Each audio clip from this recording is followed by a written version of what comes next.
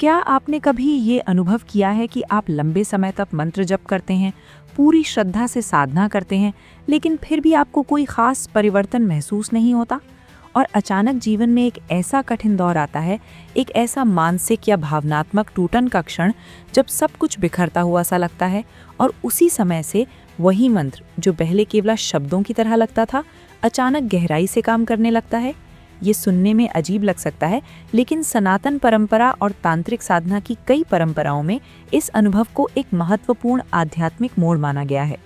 आज की इस चर्चा में हम समझने की कोशिश करेंगे कि आखिर क्यों कई बार मंत्र की वास्तविक शक्ति तब प्रकट होती है जब साधक एक आध्यात्मिक टूटन या गहरे संकट से गुजरता है। सबसे पहले हमें ये समझना होगा कि मंत्र केवल ध्वनि या शब्द नहीं होते। मंत्र को प्राचीन ग्रंथों में चेतन ध्वनि कहा गया है, ऐसी ध्वनि जो मन और चेतना की गहराई को प्रभावित कर सकती है।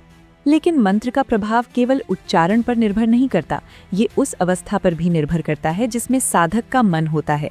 जब हम सामान्य जीवन जी रहे होते हैं, दैनिक चिंताओं, इच्छाओं और अपेक्षाओं से भरे हुए, तो हमारा मन अक्सर बिखरा हुआ होता है। हम मंत्र जप तो करते हैं, लेकिन भीतर कहीं ना कहीं हमारा मन परिणाम की अपेक्षा करता रहता है। क्या इससे मेरी समस्या हल होगी? क्या मुझे जल्दी कोई अनुभव मिलेगा? इस अवस्था में मंत्र की ध्वनि हमारे मन के गहरे स्तर तक पहुंच नहीं पाती, क्योंकि हमारी भीतर अभी भी बहुत सारे मानसिक शोर मौजूद होते हैं। लेकिन जीवन में कभी कभी ऐसा समय आता है जब परिस्थितियां हमें भीतर से हिला देती हैं। कोई बड़ा नुकसान, असफलता, संबंधों का टूटना या गहरा अस्तित्वगत सवाल। इस समय हमारा मन अचानक उन चीज़ों से खाली होने लगता है जिनसे हम पहले चिपके हुए थे। यही वो क्षण होता है जिसे कई आध्यात्मिक परंपराएं आंतरिक टूटन या आध्यात्मिक संकट कहती हैं। ये टूटन केवल दर्द नहीं है, ये हमारे पुराने मानसिक ढांचे के टूटने की प्रक्रिया है। जब ये ढांचा टूटता है, तब हमारे भीतर एक नया खाली स्थान बनता है और उसी खालीपन में मंत्र की ध्वनि पहली बार सच में गूंजने लगती है। इसे समझने के लिए एक छोटी सी कहानी की कल्पना करें। एक युवक था जिसका नाम नील था। नील कई वर्षों से एक मंत्र का जप कर रहा था, लेकिन उसे कभी कोई खास अनुभव नहीं हुआ। वो सोचता था कि शायद उसकी साधना में कमी है या शायद मंत्र उसके लिए नहीं है।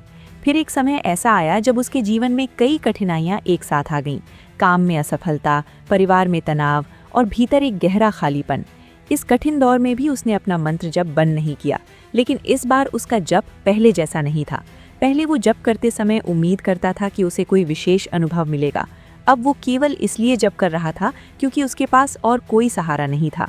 धीरे धीरे उसे महसूस होने लगा कि मंत्र की ध्वनि उसके मन को शांत करने लगी है। वो पहले की तरह बेचैन नहीं रहता था।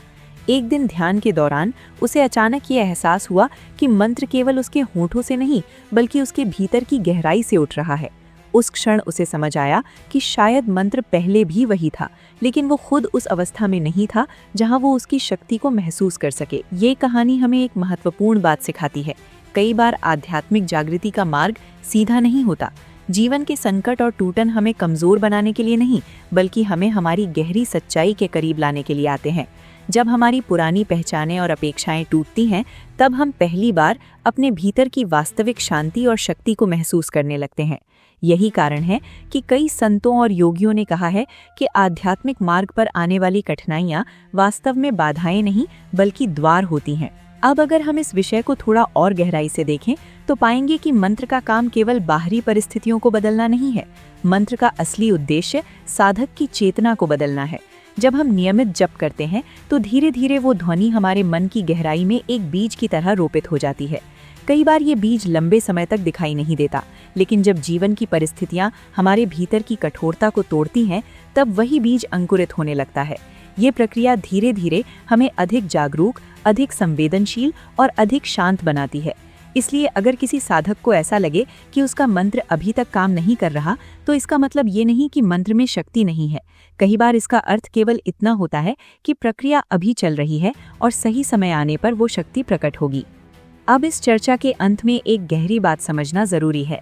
आध्यात्मिक मार्ग पर सबसे बड़ा परिवर्तन अक्सर उस समय आता है जब हमें लगता है कि सब कुछ खत्म हो गया है। वही क्षण वास्तव में एक नई शुरुआत हो सकता है। जब हमारा अहंकार और हमारी अपेक्षाएं टूटती हैं, तब हम पहली बार सच्चे समर्पण के साथ साधना कर पाते हैं और उसी समर्पण में मंत्र की वास्तविक शक्ति जागती है। इसलिए अगर आप कभी जीवन के कठिन दौर से गुजर रहे हों और आपको लगे कि आपकी साधना का कोई परिणाम नहीं मिल रहा, तो ये याद रखिए कि शायद वही समय आपके भीतर किसी गहरे परिवर्तन की तैयारी कर रहा है। कई बार मंत्र की शक्ति तब प्रकट होती है जब हमारा मन पूरी तरह से खाली और ग्रहणशील हो जाता है।